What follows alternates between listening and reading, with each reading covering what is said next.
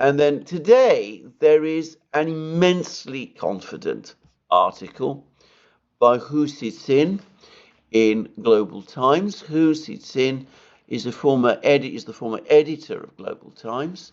He is presumably a figure of great authority, and he says that China is able to balance ties with Russia, US, and Europe. And he said that how important are China-Russia relations to the two countries? They couldn't be more important. After the outbreak of Russia-Ukraine conflict, the West imposed harsh sanctions on Russia. However, trade between China and Russia reached a record $240 billion in 2023, with Chinese exports to Russia growing by 46.9% and imports from Russia rising by 13%.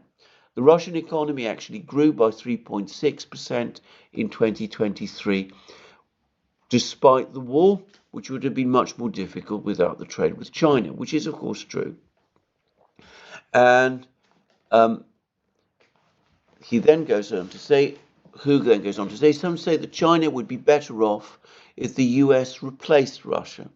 But due to a variety of structural reasons, especially after the United States has identified China as its largest strategic competitor, Washington is seen in China as unapproachable. China can only focus on easing relations with the United States, but cannot make the US a partner like Russia. In fact, the back-to-back China-Russia relationship is precisely one of the factors that the US is wary of in its attitude towards China.